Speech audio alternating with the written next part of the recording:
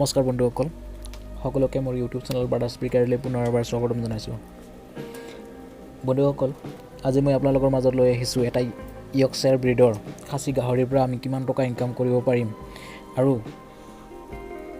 এটা গাহৰিক 100 KG weight gain কৰাবলৈ কিমান খৰচ বহন কৰিব লাগিব, এই সম্পূৰ্ণ তথ্য মই আজি আপোনালোকক দিম।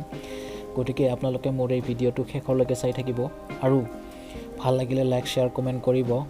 যদি মোৰ চেনেল নতুনকৈ আহিছে তেতিয়াহ'লে মোৰ চেনেলটো ছাবস্ক্ৰাইব কৰি দিব আৰু লগতে কাষত থকা বেল আইকনটো প্ৰেছ কৰি দিব, যাতে মই গাহৰি আৰু কৃষি সম্পৰ্কীয় ভিডিঅ' লৈ আহিলে আপোনালোকে প্ৰথমে ন'টিফিকেশ্যনটো পায়। তেনে বন্ধুসকল, বলকচোন আজিৰ ভিডিঅ'টো আৰম্ভ কৰোঁ। বন্ধুসকল, ইয়াতে মই কমাৰ্চিয়েল ফিড ৰয়েল গ্ৰীণ ফিডৰ দানাটো ধৰিছোঁ। আপোনালোকে বেলেগো খুৱাব পাৰে, মই কোৱা নাই যে ৰয়েল গ্ৰীণ ফিডে খুৱাব। এইটো জাষ্ট মই হিচাপটো আপোনালোকক দেখুৱাবলৈহে ধৰিছোঁ।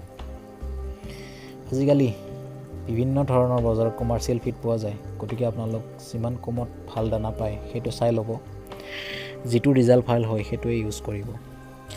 আজি মই বৰ্তমান ৰয়েল গ্ৰীণ ফিডটো ধৰি লৈছোঁ। তেনে বলকচোন মোবাইলৰ স্ক্ৰীণত ফেটেনিং পাৰপছ এটা ভাল উন্নত মানৰ ইয়ৰ্কশ্বায়াৰ পিগলেট 5000 ধৰিছোঁ। Per day feed 2.5 KG. প্ৰথম অৱস্থাত আপোনাক নালাগে, সেইটো মই ভালদৰে জানো, কিন্তু আপোনালোকে পিছত 2.5 কেজিৰ বেছি লাগিব। সেই হিচাপত মই হিচাপটো কৰি পেলাই 2.5 কেজি পাইছোঁ। পাৰ মান্থ আপোনাক 75 কেজি লাগিব। পাৰ কেজি আপোনাৰ এইটো 30 টকা। এইটো ব্ৰিডাৰ ফিডতকৈ কম, 30 টকা হয়। তো 30 × 75 আপোনাৰ 2250 টকা। এটা মাহত লাগিব আপোনাক দানাৰ বাবদ 2250 টকা। তো 2250 টকা খুৱাই পেলাই আপুনি কিমান কি কৰিব পাৰিব সেইটো চাওঁ।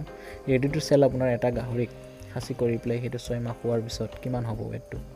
তো ইয়াতে হিচাপটো কৰি লওঁ আগতে। 6 × 2250 টকা আপোনাৰ দানাৰ বাবদ যাব 13,500 টকা। এটা গাহৰিক আপুনি তৈয়াৰ কৰিবলৈ হ'লে 13,050 টকা মিনিমাম লাগিব আপোনাক। তো 13,000 আৰু আপোনাৰ 5,000 যিটো পিগলেট আনিছিলে, তো সেই হিচাপত আপোনাৰ 18,500 টকা এটা গাহৰিত তৈয়াৰ কৰোঁতে আপোনাৰ 18,500 খৰচ হ'ল।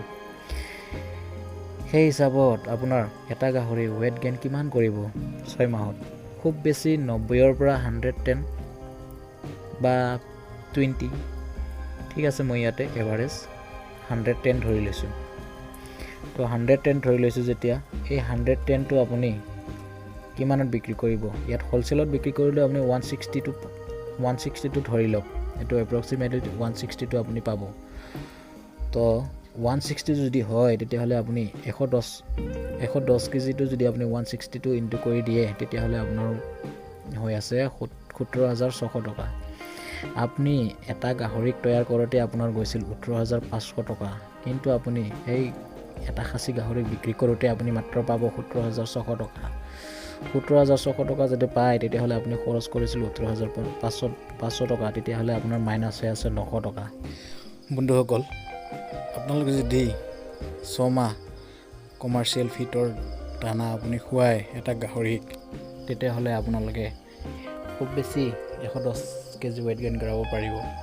তো হ'লচেল ৰেটত যদি আপুনি বিক্ৰী কৰে 160কে, তেতিয়াহ'লে আপোনাৰ 900 টকা লছত যাব। আপুনি পকেটৰ পৰা 900 টকা যাব আপোনাৰ। যদি আপুনি পাৰে, তো মাৰ্কেটত যিটো আমি কিছুমান বজাৰ বহে, তাত যদি আপুনি কাটিং কৰি পেলাই বিক্ৰী কৰিব পাৰে 220 টকা ধৰক, এনে 40 টকা যায়। আমি ইয়াতে এভাৰেজ 220 টকাকৈ ধৰিছোঁ। 220 টকা যদি আপুনি বিক্ৰী কৰিব পাৰে, তেতিয়াহ'লে আপুনি পাই আছে 24,200 টকা। তো 24,200 টকাৰ পৰা যদি আমি খৰচ কৰা 18,500টো মাইনাছ কৰি দিওঁ, তেতিয়াহ'লে 5,700 টকা আপোনাৰ প্ৰফিটত থাকিব। যদিহে আপুনি সেই গাহৰিক বজাৰত লৈ গৈ কাটিং কৰি বিক্ৰী কৰিব পাৰে। আৰু যদি আপুনি হ'লচেলত বিক্ৰী কৰে, তেতিয়াহ'লে আপোনাৰ এটকাও লাভ নাই, এটকাও প্ৰফিট নাই, আপোনাৰ 900 টকা পকেটৰ পৰা যাব। আৰু মই ইয়াতে ভেকচিন বা তেনেকৈ ঔষধজাতীয় বস্তুৰ মই হিচাপ ধৰা নাই। সেইবিলাক ধৰিলে আপোনাৰ বহুত টকা যাব লছত। তো আপোনালোকে কি কৰিব, কেনেকৈ লাভ কৰিব এটা খাচী গাহৰিক? তো সেই বিষয়ে মই পৰৱৰ্তী ভিডিঅ'ত আপোনালোকক সুন্দৰকৈ বুজাই দিম।